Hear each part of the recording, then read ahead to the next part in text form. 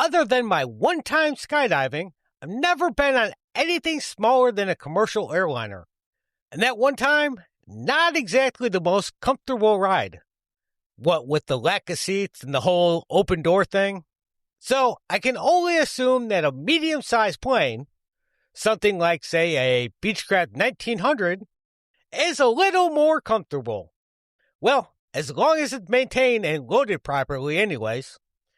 Unlike Air Midwest Flight 5481 that stalled out and crashed back to Earth barely a minute after takeoff.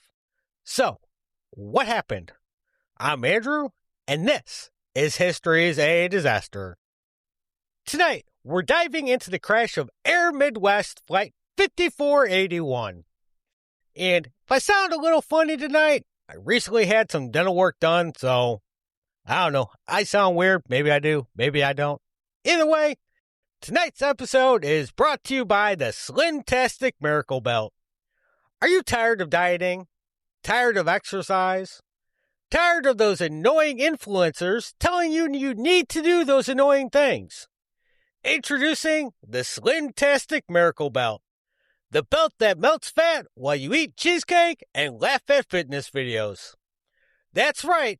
Just strap the Slimtastic around your waist and let our patented thermo squeeze technology do all the work. And by work, we mean it just, squeezes really, really hard. It may not be weight loss, but it looks like it. And that's all that really matters anyways. Order now, and we'll throw in a second Slimtastic belt absolutely free. Because statistically, one of them is gonna get broke. Slimtastic, because giving up on cardio was always the call you were going to make. Flight 5481 was a Beechcraft 1900D, owned and operated by Air Midwest, and was flying as part of a franchise agreement with U.S. Airways. The 1900D, not a very big plane. It's a 19-seat turboprop plane with a cabin that was just under 6 feet tall by 4.5 feet wide and just over 25 feet long. Fortunately, being so small, every seat was a window seat, which is great. No paying extra or arguing over who gets the window. Also great because they're not trying to cram as many people as they can in there. Adding an aisle seat would make things a bit cramped. Plus, there'd be extra weight considerations to contend with, and that's not always a good thing. As it is, being a smaller plane, weight becomes a more critical factor. Pilots for Air Midwest have to do some calculations to figure out their weight and center of gravity. If they're overweight, they can't fly. Fortunately, though, all the pilots are trained on this, so it shouldn't be too much of an issue. Just one more thing on the checklist to do. Flying the plane was Captain Katie Leslie and First Officer Jonathan Gibbs. At 25 years old, Leslie was the youngest captain flying for the airline at the time. She had accrued 1,800 hours of total company flying time, which included 1,100 hours as the pilot in command of a Beechcraft 1900. Gibbs had 706 hours of flying time in the Beechcraft also.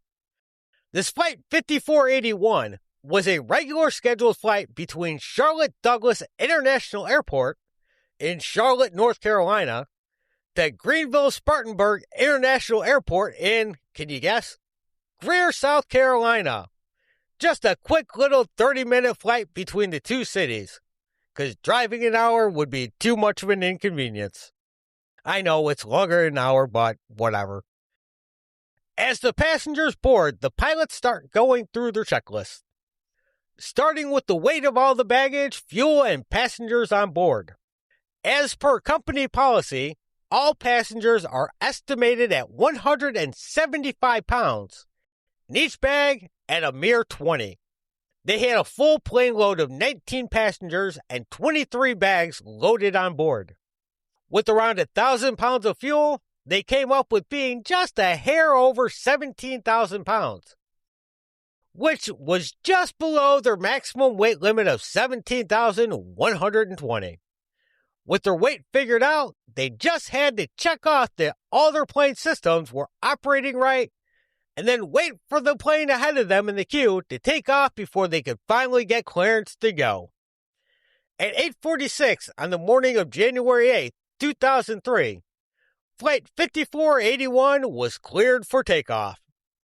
Their takeoff run was perfect and the plane leapt into the air.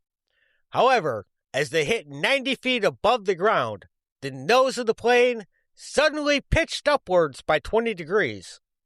Both pilots fought the controls desperately trying to bring the nose back down. Despite their efforts, the plane continues to pitch upwards, reaching a total pitch of 54 degrees. With the changing of the pitch, air no longer flows smoothly over the wings, causing it to lose lift. In the cockpit, the stall warning alarm blares. Captain Leslie radios in a mayday to air traffic control as the plane hits an altitude of 1,100 feet. As the call is made, the wings, no longer able to apply lift, cause the plane to stall out. The plane rolls to the left and starts its downward descent. Captain Leslie pulls her control column with all that she can. They have to right the plane, but the plane refuses to cooperate. Air traffic control watches helplessly as the fully loaded Beechcraft plummets down to earth, directly at a U.S. Airways maintenance hangar full of people and planes. The Beechcraft strikes the hangar and bursts into flames. The airport's fire department was quickly en route, but they were slowed down making it to the scene as the panicked crowd working in the hangar made their mad dash to escape the inferno behind them. Once on scene, they had to work quickly to get the blaze under control. They had to beat it back before it could reach any of the other planes in the hangar and set off their fuel tanks, greatly expanding the raging fire. They were also concerned with getting in to reach any survivors of the crash or workers still trapped in the hangar. Within minutes, the firefighters began to get the inferno under control enough to send in 2 teams to pick their way through the wreckage, putting out smaller fires and desperately looking for survivors. Unfortunately, they would find none. All 21 people aboard the aircraft died during the crash. Within 5 hours of Flight 5481 plummeting back to Earth and into a hangar in Charlotte, North Carolina, the bodies and wreckage are left in place, awaiting the arrival of investigators from the NTSB. Once on scene, medical examiners would have the grisly task of marking the locations of human remains in red. The NTSB investigators marked the twisted metal from the plane in yellow, all the while searching for anything that would tell them what went wrong. Eventually, the investigators were able to determine the crash to have been the combination of 2 completely separate and unrelated issues. After takeoff, the plane pitched up sharply due to being heavier than they had calculated. While they had used FAA-approved passenger weight calculations, they ended up being completely wrong. During the investigation, the NTSB found that the actual weight of each passenger was roughly 20 pounds heavier than the estimates they actually used. 20 pounds over 19 passengers is nearly an extra 400 pounds, which is a lot since before the new estimate came out, they were already getting pretty damn close to their maximum weight limit. Then the NTSB checked the weight of the recovered luggage from the wreckage, which also ended up being way heavier than the original estimate.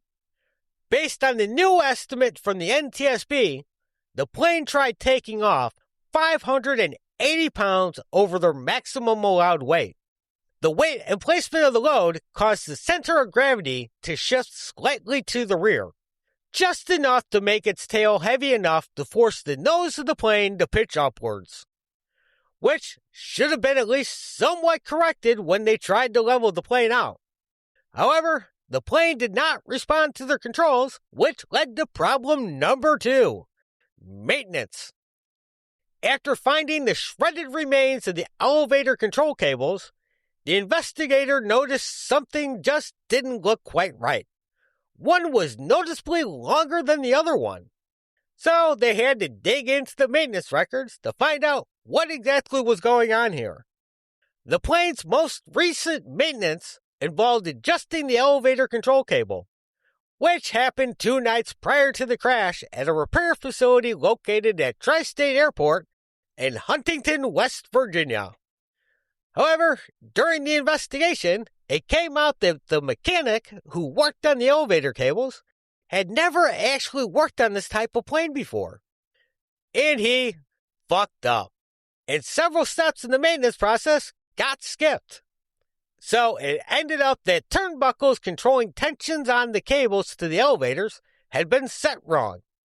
One of the turnbuckles was turned too tightly, which shortened one of the elevator control cables, which meant that it would not have a full range of travel, so the pilot would not have complete pitch control. Typically, the elevator should be able to pitch the nose downward by 14 degrees. But with the shortened cable, the range of downward motion was cut in half and reduced down to 7 degrees. This reduction would have made it impossible for the pilots to ever be able to bring the nose of the plane down. Normally, a post-adjustment control test would be conducted to ensure that maintenance had been done right and that everything was in proper working order. However, the person who was training the mechanic just happened to also be the quality assurance inspector, and they said fuck it and skipped this and a few other steps. And of course, since the person doing the training was also the QA inspector, obviously, there was no need whatsoever to do any kind of follow-up checks. Because people in QA, they never fuck up. They do everything absolutely perfect, and that's why they're in QA and you're not. Anyways, because of this, one last safety check was taken away. The NTSB noted that the Federal Aviation Administration was aware of serious deficiencies in the training procedures at the facility, but had done nothing to correct them. Separately, these issues wouldn't have been that big of an issue. The plane had been flown from West Virginia to Charlotte without issue. Taking off overweight, that's an issue, but it's doable. It'll take longer to get off the ground and get into the air, along with causing more wear and tear on the plane as it has more stress placed on the airframe. Plus, the heavier load means a higher stall speed, so it's easier to stall out because, well, there's not as much of a safety buffer. But, see, totally doable. Just, not really going to be a fun ride. But once you add both of these factors together, you have one major issue that ends with deadly consequences for everyone on board. As a result of the weight issues discovered, the FAA planned to investigate and potentially revise estimated weight values, something these shitheads had not done since 1936. Oddly enough, people are just a tad bit heavier today than they were in the 30s. But hey, it's not like there's been plenty of studies over the years saying this. So, Air Midwest was advised to take a look at their operations and see how exactly accurate their estimates were. Unsurprisingly, they were not. So, Air Midwest upped their average weight to 200 pounds per passenger after the accident. But the NTSB really wasn't happy with this and suggested that they use actual weights instead of these stupid averages. But 70% of small air carriers still use these averages today. Following the accident, the Shepherd family, who lost their daughter in the crash, sued Air Midwest and demanded a public apology before they would even consider settling the lawsuit, something that is just never really done in these situations. Typically, the airlines just gets to make a settlement and pay it out without ever having to admit any sort of guilt. The Shepherd family, and bravo to them, weren't having any of this shit. So, 2 years after the crash, on May 6, 2005, Air Midwest caved to the demand and in an unprecedented turn of events, held an apology ceremony at the memorial site at the Charlotte Douglas Airport. During that ceremony, Air Midwest President Greg Stevens offered the following statement to the victims' families. Air Midwest and its maintenance provider, Vertex, acknowledged deficiencies which, together with the wording of the aircraft maintenance manuals, contributed to this accident. This tragedy has caused us to investigate rigorously our policies, that's rigorously, not ridiculously or whatever I said, guidelines regarding aircraft maintenance, operation, and safety in general. We have taken substantial measures to prevent similar accidents and incidents in the future, so that your losses will not have been suffered in vain. We have also implemented or are implementing the applicable NTSB safety recommendations following this accident. So bravo for them for doing the right thing after killing people. Fucking jackasses. As a result of this incident and a similar accident with the 1900D later that year, U.S. Airways Express retired the 1900D from service. And much like the mighty Penguin, in 2008, Air Midwest ceased flying, citing the rising costs of fuel and increased costs of maintenance, along with a shrinking customer base that plagued Air Midwest in the wake of the crash. They eventually shut down operations completely. And that was the crash of Air Midwest Flight 5481. Thanks for listening. If you like the show, please consider leaving a rating or review on your app of choice. And you can reach out to the show at historiesofdisaster@gmail.com with questions, comments, or suggestions. As well as following the show on social media like Facebook, Instagram, TikTok, YouTube, whatever. And share the episode. Your friends will love it. Speaking of being a little overweight, have you ever seen a fat penguin? Pesto, a king penguin at the Melbourne Aquarium, weighs 50 pounds, making him a cute little fatty that's bigger than both of his parents combined. Kind of looks like a basketball, to be completely honest about it. A cute, fluffy basketball, but a basketball nonetheless. He was too busy chasing that dream of eating all the fish he could handle. He was living for today, because tomorrow is never guaranteed. And you should too. Thanks and goodbye.